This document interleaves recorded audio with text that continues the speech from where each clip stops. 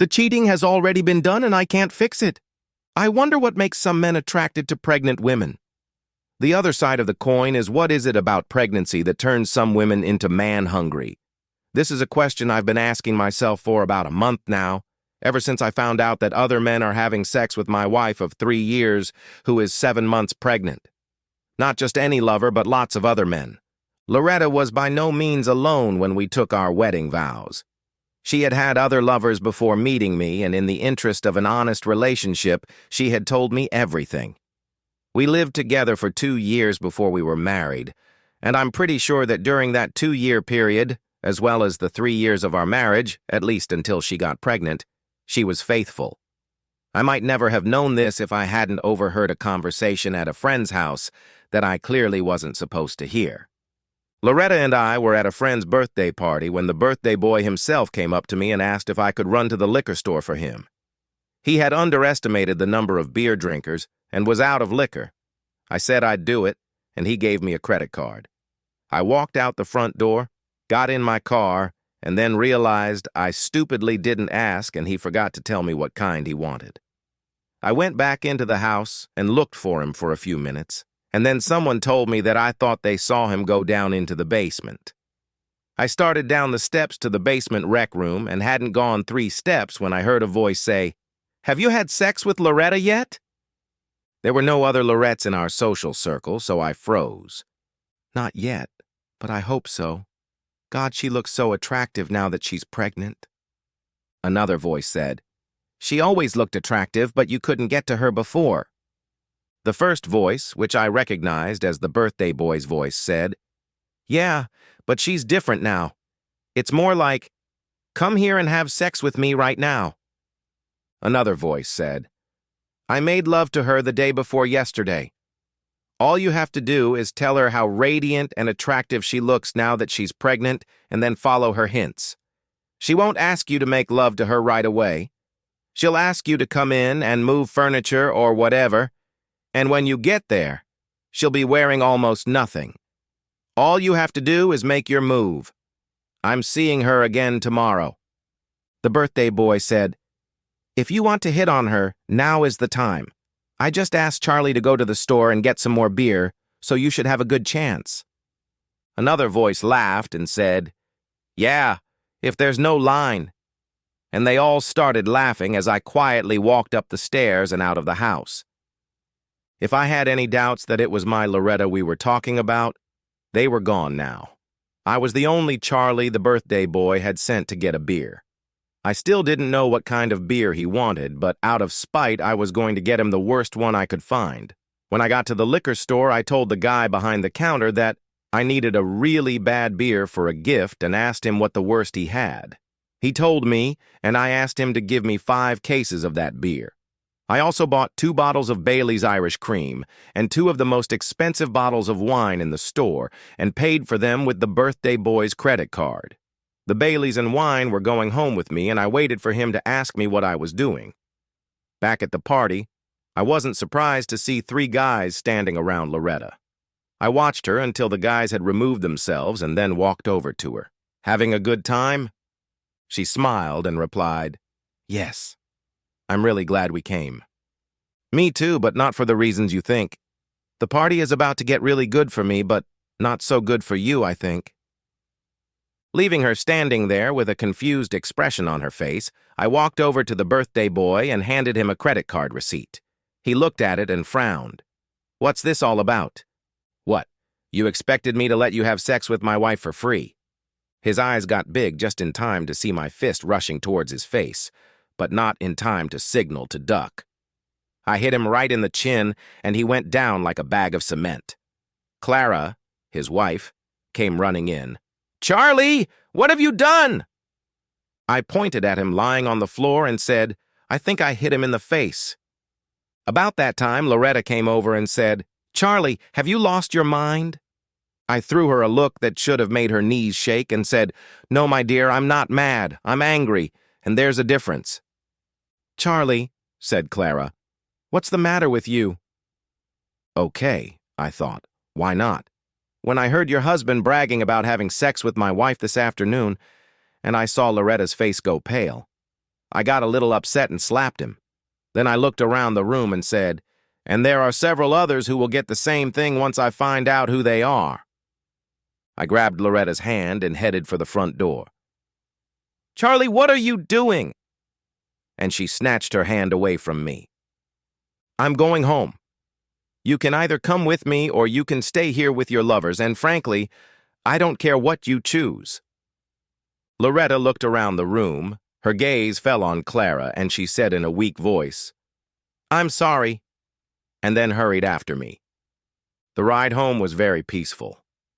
Loretta looked out the passenger window and said nothing, and I looked out the windshield at the road in front of me and was silent.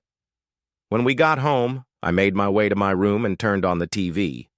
I sat there flipping through the channels, not because I was looking for anything in particular, but just to have something to occupy my hands while my head was spinning with what I'd learned.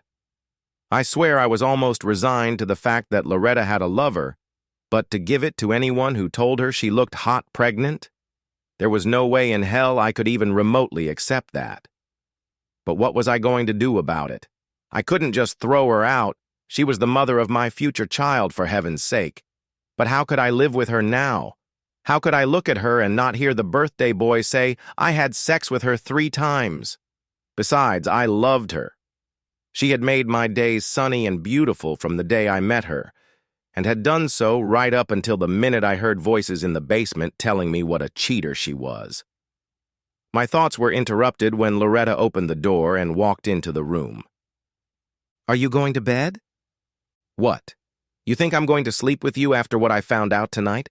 I've listened to 3 men discuss sex with you and talk about how they plan to keep doing it, and now you come in here and say, 'Come up to bed, honey,' as if the fact that I found out you're no better than a common cheater is nothing more than a normal, everyday occurrence?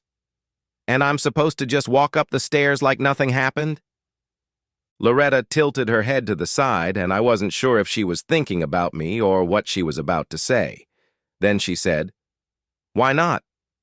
You weren't hurt last night or the other nights I had sex with someone else.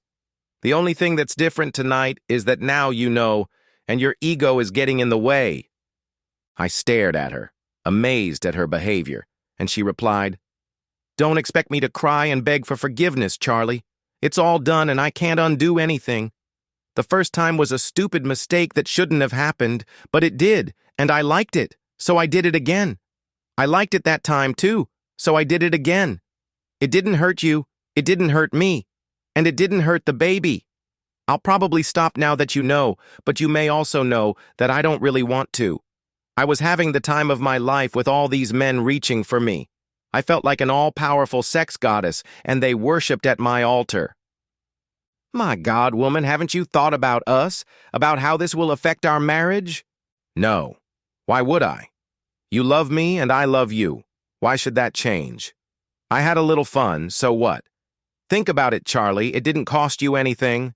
This has been going on for 2 months. Have I become less loving or affectionate in that time? Have you gotten less sex from me? No, actually, you've gotten more. In case you haven't noticed, Charlie, we started having sex not 2, maybe 3 times a week before I started fooling around, but an average of 5 times a week. For some reason, I always get horny after I've been with someone else. No, Charlie, the only problem here is your ego. Someone else took advantage of something you thought was yours and you had no say in it. Either that or you think I let someone else possess me because you weren't man enough for me."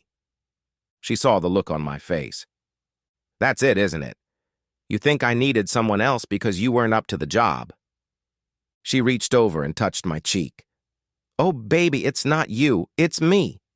I used to think about how fat and ugly I was, and I was feeling very depressed, and one day, I won't say who, a man came up to me and told me that since I got pregnant, I had never looked more radiant and attractive. I thought he was just trying to be cute, so I took him up on it to see if that was really the case. Well, things got out of hand and it happened, and then he wanted more, and I gave it to him, and soon he was having sex with me almost every day of the week, and then he told others about it, and I liked being loved despite my condition, and things went from there. I love you, Charlie.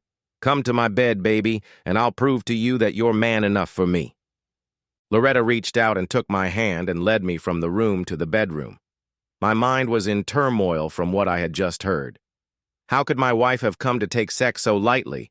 How could she justify what she was doing by saying that it wasn't hurting anyone or costing anyone anything?